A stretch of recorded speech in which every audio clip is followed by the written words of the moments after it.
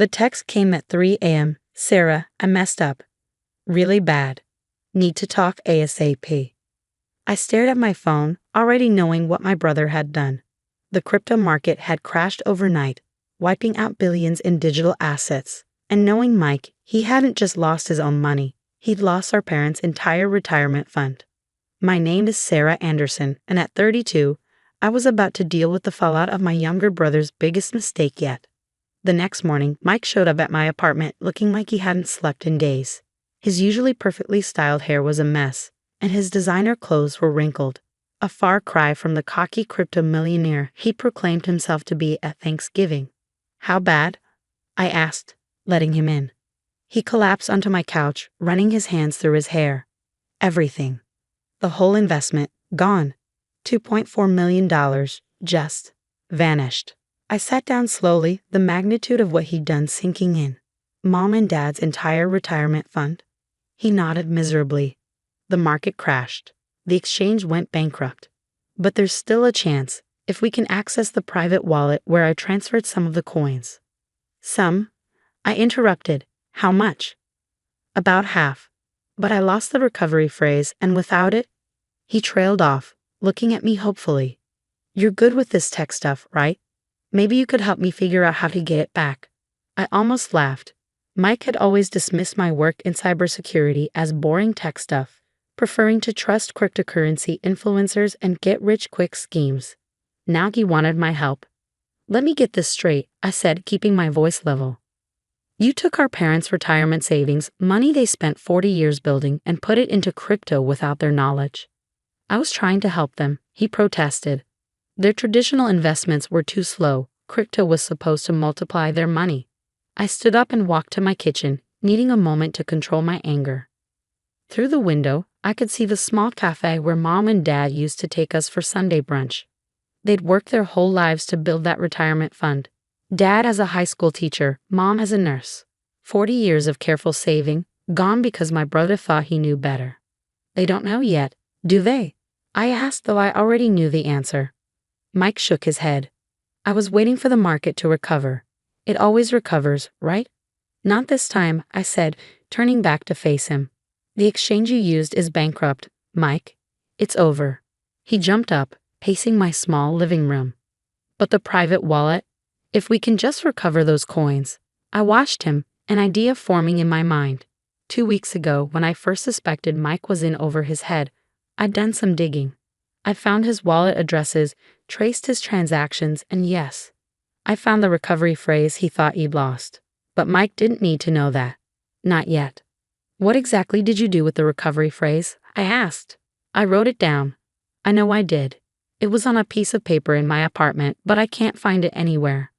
He ran his hands through his hair again, making it stand up even more.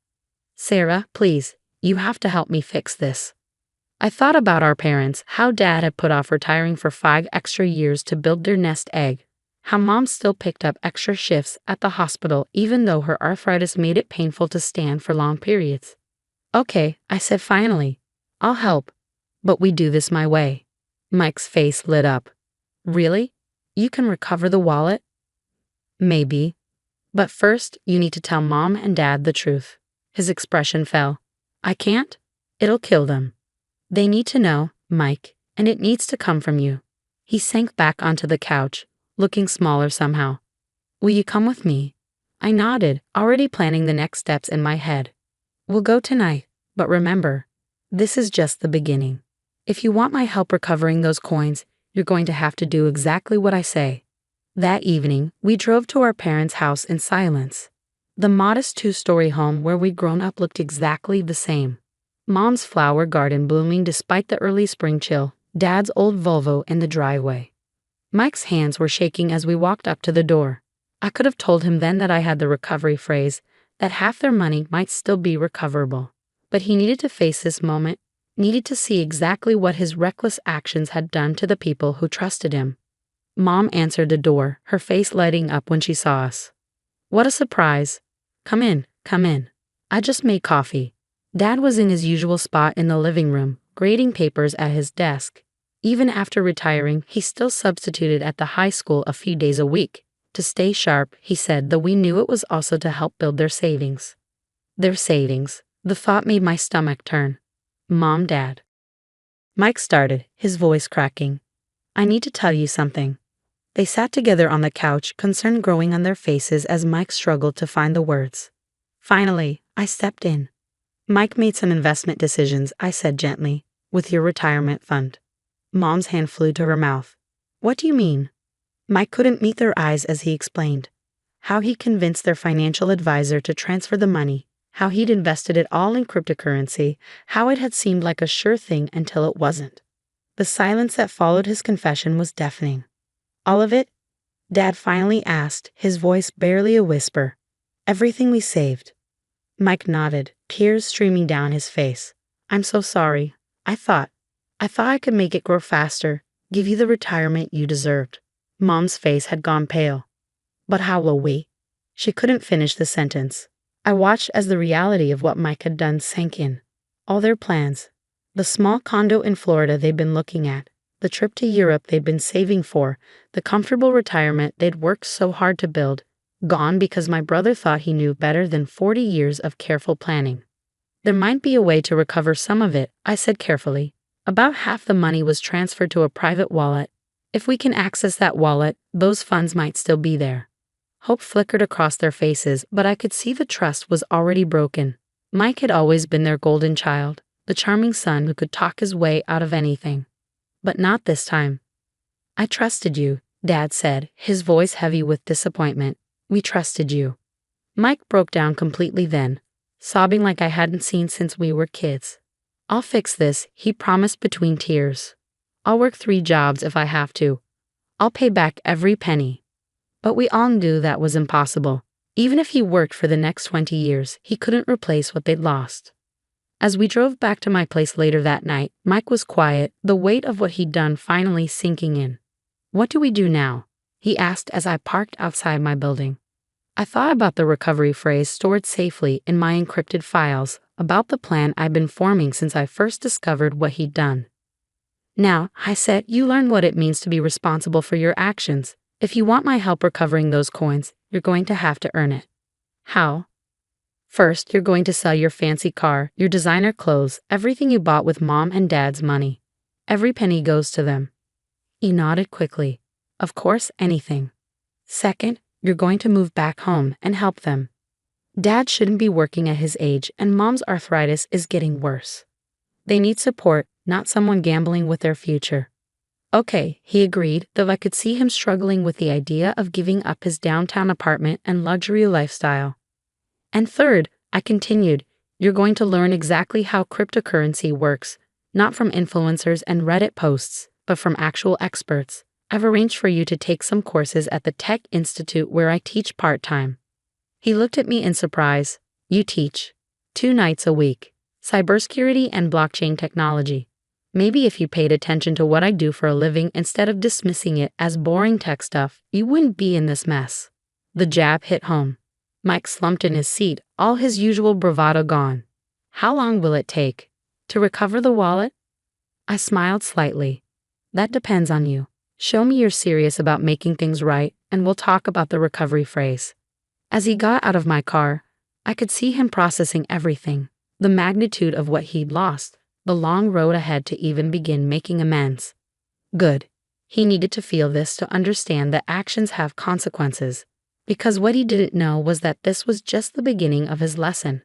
The next few weeks tested Mike in ways he'd never experienced. True to his word, he sold his Tesla, his designer wardrobe, and moved back into our parents' house.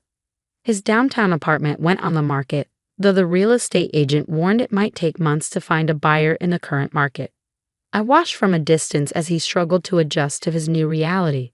Every morning, he drove Dad to the high school in our old family Honda, then spent his days helping Mom around the house and applying for jobs. His crypto trading friends stopped calling once word got out about his losses.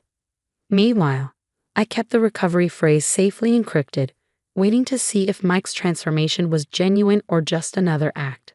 One evening, about a month after the confession, I stopped by our parents' house to check on things. I found Mike in the kitchen, helping Mom with dinner. He was wearing an old t-shirt and jeans, a far cry from his usual designer outfits. The hospital called. Mom said as I sat down at the counter. They're offering me my old position back full-time. Mom, no, Mike protested. Your arthritis. We need the money, she said simply. Your father's substitute teaching salary isn't enough. I watched the guilt wash over Mike's face. This was exactly what he needed to see, the real consequences of his actions. Actually, I said, pulling out my laptop, I might have some news about that. They both looked at me expectantly. I've been doing some research, I continued, opening my files. And I think I found something interesting about the wallet where Mike transferred half the funds. Mike nearly dropped the plate he was drying. You found the recovery phrase? Not exactly, I said, though the phrase was sitting in my encrypted folder. But I found a trail. The wallet's still active, and the coins haven't been moved. Hope flickered across their faces. How much? Mom asked quietly. If we can access it? About $1.2 million at current market rates. Mike sat down heavily. Sarah, why didn't you tell me sooner? Because you weren't ready, I said firmly. You needed to understand what you've done first. And speaking of understanding, I pulled out a stack of papers. How are those blockchain technology courses going? He actually smiled. Better than I expected. I finally understand what a private key actually is and how wallet security works. I can't believe I was trading all that money without really knowing how any of it worked. That's exactly why I didn't tell you about this sooner, I said. Knowledge matters, Mike. Real knowledge, not just hype and FOMO. Mom looked between us. So you can get the money back. Maybe, I said carefully, but it's going to take time, and there are no guarantees. In the meantime, I pulled out another document. I set up a monthly transfer from my savings to help with expenses. Sarah, no, Mom protested. We can't take your money. You're not taking it, I insisted. I'm helping my family. That's what we do, right? Help each other. The right way, not by gambling with people's futures. Mike flinched at that, but nodded. She's right, Mom. Let us help. Over the next 2 months, I watched Mike continue to change. He found a job at a local tech company. Entry level, nothing glamorous, but honest work. He attended his blockchain courses diligently, actually engaging with the material instead of just looking for get-rich-quick schemes. Most importantly, he spent time with our parents, really seeing them for the first time in years. He drove Mom to her doctor's appointments, helped Dad with house repairs they'd been putting off, and slowly began to rebuild their trust. One evening, after a family dinner, Mike pulled me aside. I know what you're doing, he said quietly. What do you mean? The recovery phrase. You've had it all along, haven't you? I studied his face, looking for signs of his old entitled anger, but saw only tired acceptance. What makes you think that? He laughed softly. Because you're you, Sarah. You've always been 10 steps ahead of everyone else. You probably found it weeks before the crash, didn't you? I nodded slowly. I was monitoring your transactions. I saw where you moved the funds, and I found the phrase when I was going through your backup files. Why didn't you stop me before I lost the rest? Would you have listened? I asked. Or would you have accused me of being jealous of your success, like you did when I warned you about the risks? He had the grace to look ashamed. You're right. I wouldn't have listened. I had to learn the hard way. And have you? Learned? He gestured around the kitchen, at the dishes he'd just washed, the grocery list he'd made for Mom, the budget spreadsheet on his laptop. I think I'm starting to. It's not just about the money, is it? It's about responsibility, about thinking beyond yourself. I pulled out my phone and opened my encrypted files. The recovery phrase is yours, I said, showing him the screen. But think carefully about what you do with it. There's more at stake here than just money. He stared at the string of words that could restore half of what he'd lost, but didn't immediately reach for my phone. Can we wait? He asked. I want to finish my courses first, really understand what I'm doing. And maybe we should talk to a financial advisor about the best way to handle it. I smiled, feeling proud of my little brother for perhaps the first time in years. That, I said, sounds like a very good idea. 3 months later, we sat down with our parents and a financial advisor to discuss the recovered funds. The money wouldn't fully replace what was lost, but it would ensure they could retire comfortably, if modestly. Mike insisted that the funds be placed in a conservative investment portfolio, with him having no direct access. I've learned my lesson, he said when Mom tried to protest. Some things are too important to risk. As we left the advisor's office, Mike turned to me. Thank you, he said.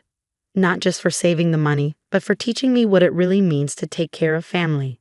I hugged him, remembering the arrogant crypto bro he'd been just months ago. That's what big sisters are for, I said. To help you learn from your mistakes. Even when the mistake is $2.4 million? Especially then. Today, our family is stronger than ever. Mom retired properly, with Dad joining her.